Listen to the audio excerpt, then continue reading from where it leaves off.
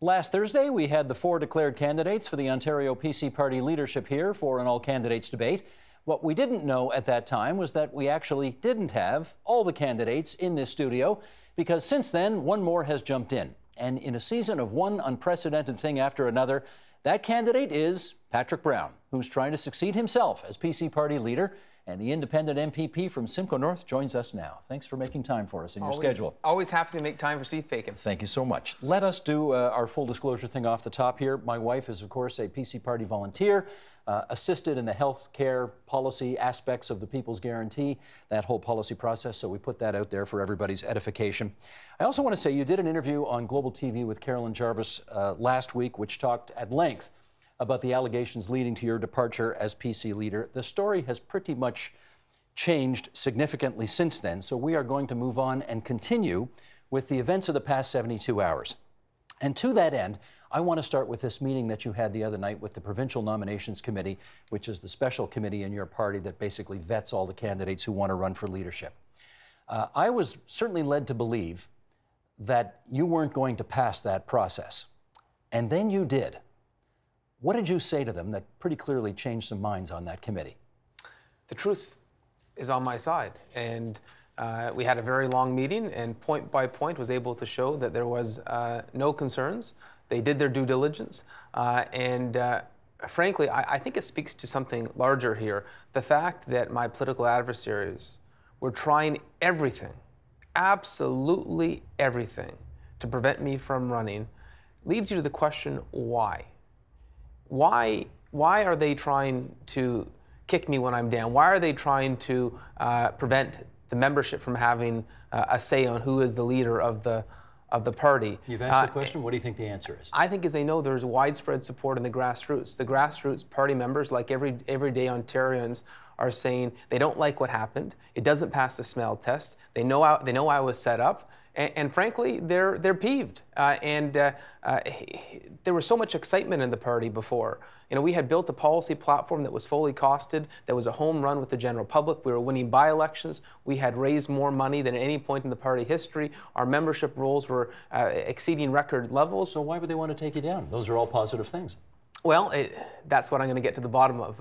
I certainly know I was set up. I know it was based on absolute lies and fabrications. And now, frankly, one of the things I'm focused on is turning over every stone so I can know who was behind the setup. I do have a good idea, but I'm not going to get into that here tonight. Oh, really? Come on, you know I'm going to ask that. Who do you think set you up? It will come out in good time, but let me say it was certainly political adversaries. Inside or outside the party? Well, you have to stay tuned. Inside or outside the party? Liberals or Tories? Unfortunately, I think it's both inside and outside of the party. But I don't want to jeopardize the investigation that's currently underway, and in due time, the truth will come out and these people will be exposed. And let me say, the fact that something like this can happen in Ontario, in Canada, should never be tolerated or allowed. You hear of stories like this in Russia. It shouldn't happen in our democracy. And as much as they knocked me down, as much as they had a truck run over me, and I was gutted, absolutely gutted. Was it the people around you in your former leader's office who did this? Listen, I'm not going to get into that here. All aspects of those involved, it will get out at some point. Who's investigating this? Well, I'm not going to, listen, Steve, I'm not going to get into the details of the effort under this investigation. I don't want to jeopardize it, but we are taking it very seriously. And let me say, every stone will be every stone will be lifted and looked at. Every aspect of this investigation is being examined by the very best. Okay, let's go back to this process that got you green-lit as a leadership contender. Again, I had been told that they had many, many questions, this special committee of your party. They had many questions about various financial aspects, about how you ran things. And clearly, the answers you gave were satisfactory enough that you managed to get the majority of the people to green-light you. One of the things that I'm told they wanted to know was how you managed to buy a house in Barrie worth more than $2 million on your salary, which most people think wouldn't cover that kind of a nut. So what did you tell them? Well, first of all, my salary was well in excess of the mortgage payments. But did your parents help you buy the home? Listen, the fact that my financial documents, my financial information was stolen by a senior member of my former staff is something that should be offensive to every Canadian. Stolen how?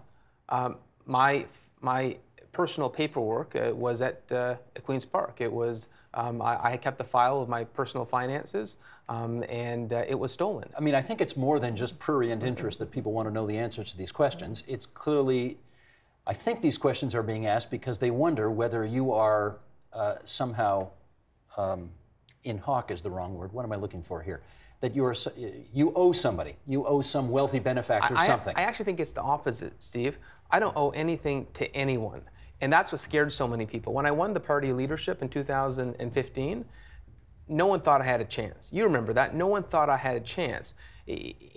People are used to having special interest control politicians at Queen's Park and in the House of Commons. The problem is I came out of nowhere and no one controlled me.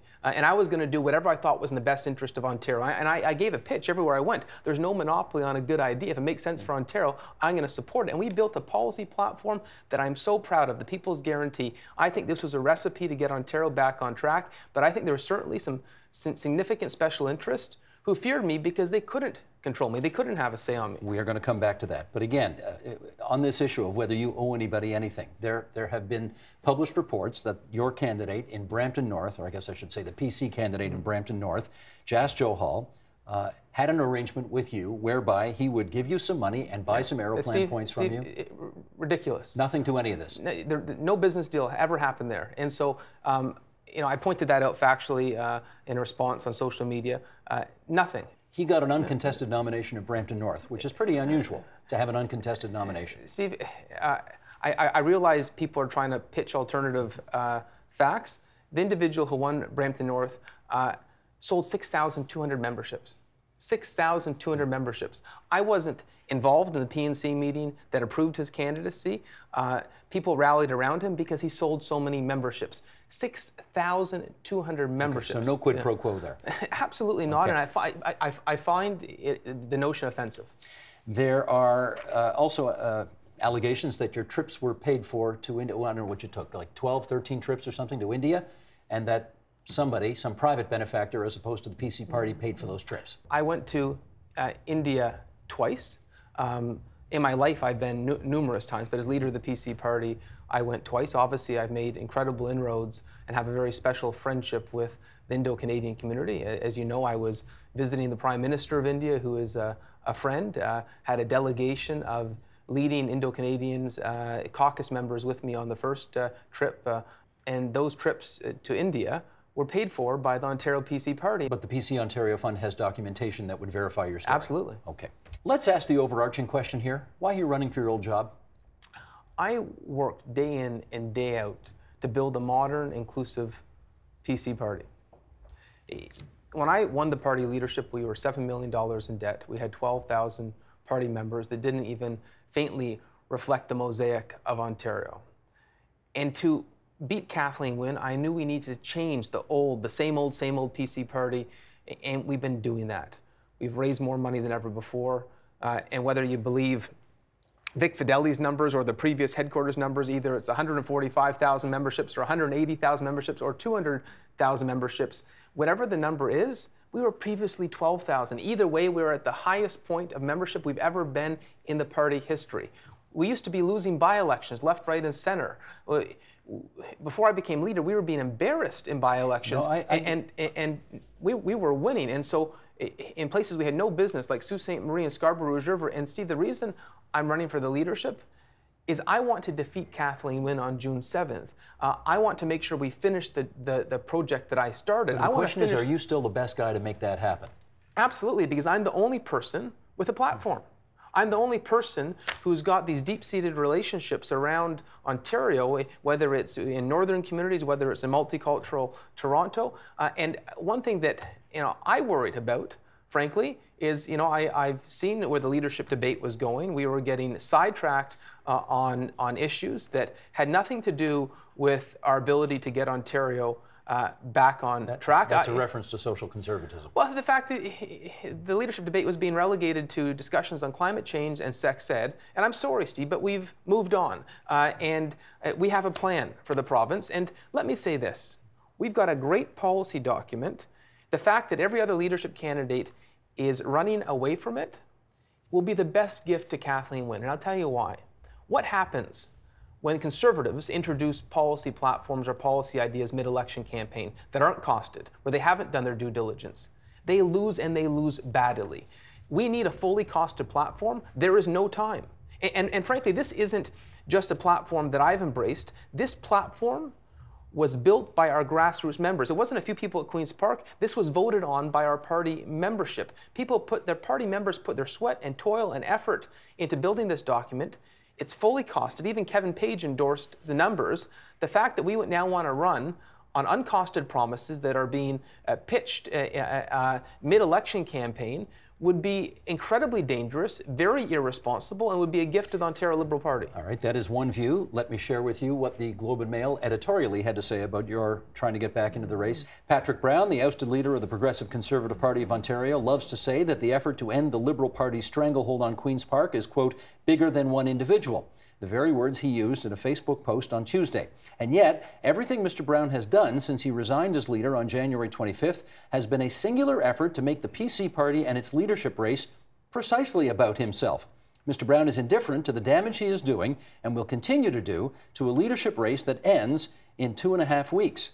The question is this about your personal redemption more than about the future of the province of Ontario? This is about winning the June 7th provincial election, and I feel that I'm the only candidate in this race equipped to do that because I've got a platform and I've got a team, and frankly, the people of Ontario want someone who's a fighter. They want someone who will stand up to injustices. You don't want someone who will just roll over. I think the people of Ontario want to see someone with tenacity. And I will fight for the people of Ontario in every part of this province, just like I'm fighting back against this injustice, because this cannot be allowed to happen. You know, we had such a movement around the province that had such broad support. The people of Ontario, I know, are behind me, and that's what counts. It's not the people inside the bubble at Queen's Park. I know. I have heard from numerous people who have said the guy has taken some strides to clearing his name from the issues that came up in that CTV report, but just as many people, I have to tell you, are wondering about why this is the better move, this is the better play for you right now.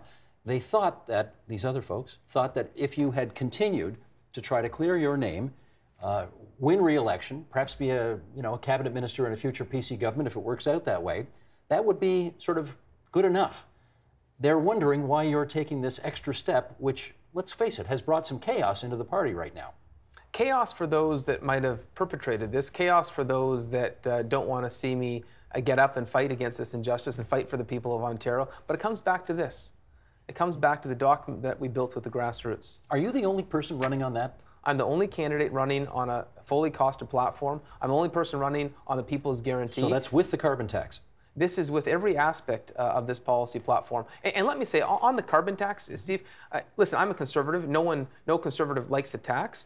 But it is intellectually dishonest to say if you're elected on June 7th, the federal government's not going to have carbon pricing. It's a federal requirement. And I'm going to be honest with our party members. I'm going to be honest with the people of Ontario. That's why they built this platform that way. You have two choices. You let Justin Trudeau spend the money, or you give it back to the people. So the other candidates who are running on this document, but not with a carbon tax, you think their efforts to fund this program without being specific are what? It's inaccurate. And so they have two choices. You leave the money with Justin Trudeau, and by doing nothing, that's what they're doing. They're saying they're going to leave billions with Justin Trudeau to mismanage, or they can give it back to the people of Ontario. And in the People's Guarantee, it says that under the federal carbon pricing requirements, which is the law of the land, every cent we're going to give back to the people of Ontario. And so I know it might be popular to say, oh, we're going to fight this, but it's there June 7th. And unless you defeat Justin Trudeau, you're misleading the party membership. And the thing is, the party membership gets that. That's why they voted for this document. That's why the party membership embraced this document in such overwhelming numbers. I did mention off the top that every week that goes by, one more unprecedented thing seems to happen. And I suspect near the top of the list would be the fact that you are actually not a progressive conservative MPP anymore. You're an independent, having been ejected from the caucus by the interim leader. How does it work whereby somebody who's not even a member of the caucus is going to run for the leadership of the party? I mean, if you win, who's going to follow you? Well, first of all, the support I'm getting from the party membership, from our candidates, has been overwhelming. We have more candidates who have now endorsed me than all of the leadership campaigns combined. This is nominated candidates. Nominated candidates. Not MPPs, though. But the support from MPPs, a number of MPPs have been fantastic. Ross Romano, Toby Barrett, who else? There's been a number of MPPs who have... Who else? There's been a number of MPPs who have offered their support, and there's been a number more that come out to support me in the days ahead. So there's more to come here. Absolutely. But let me add to that. We know what that was. I think everyone saw what Vic Fideli's move there. It was an attempt to try to prevent me from running. They were trying to use procedural mechanisms that would prevent my candidacy, and it didn't work. Their tricks didn't work. Their backroom games didn't work. How did you find? And I'm a candidate for the leadership of the party. How did you find out that you were being expelled from caucus? I was told very clearly. By whom? Well, I don't want to get into names, but a member of the PNC told me. Provincial Nominations Committee. Told me that if I ran for the leadership, that this would happen. Did you fight it? I don't get bullied. They can make whatever threat they want. No, I mean, when they told you you were being expelled from caucus, did you fight that? There was no conversation. It was Vic Fideli announced this to the media. It was an attempt to block my candidacy, and I'm not going to be bullied by people who are trying to do this. It's not right. It's not fair. It's not democratic, and that's not my nature. I'm not going to be bullied or pushed away. I'm going to do what I believe is right. Do you have an undertaking from any of the other leadership candidates? Because you certainly don't from the current interim leader of the party. Do you have an undertaking from any of the others that if they win the leadership, you have to allow it's a possibility, if they win, they will greenlight your nomination as a progressive conservative candidate in the next election? Well, let me say, I haven't had any conversations with Tanya Granick. She obviously has a different perspective than I do when it comes to issues important to her, like gay rights and a woman's right to choose. So there hasn't been any conversations with Tanya, but how about the other three? I've spoken to and had communication with other three. Obviously, they were all eagerly pursuing my support, and were all eagerly telling me how elated they would be to have me as part of their team, their core team at Queen's Park. I'm not sure there was an answer there. Is Christine Elliott going to sign your nomination papers if she's the leader? All the other leadership candidates made it very clear that they wanted me part of their leadership team at Queen's Park. If you win, how do you preside over a caucus which will include Vic Fideli and Randy Hillier, two people who have been incredibly public about what they perceive to be as significant shortcomings in you as a politician? In fact, Randy Hillier said the other day you're not even fit to sit as a member of the legislature. How do you do that? I think most people know Randy Hillier and what Randy Hillier is about, but leaderships tend to be adversarial. Leaderships in any party tend to be vicious, and unfortunately, much of this airs in the media. I wish progressive conservative members would keep their debates internal, but for those pursuing a certain agenda, for those that have been part of this subversion of our democracy, it doesn't suit their interest to stay quiet. They're trying to inflict as much damage as they can. Listen, I wasn't the party establishment. I was an outsider, and there's a lot of people who were enjoying the way things were in the old PC party, and I upset the apple cart. But no matter what swings they take at me, no matter what smears they spread, I'm going to continue to fight for what I believe is right. That's Patrick Brown, still currently the independent MPP for Simcoe North and a candidate for the PC party leadership. Mr. Brown, pleasure to have you here in TVO tonight. Thanks so much. My pleasure. The Agenda with Steve Paikin is brought to you by the Chartered Professional Accountants of Ontario, helping businesses stay on the right side of change with strategic thinking, insightful decisions, and business leadership. Are you on the right side of change? Ask an Ontario CPA.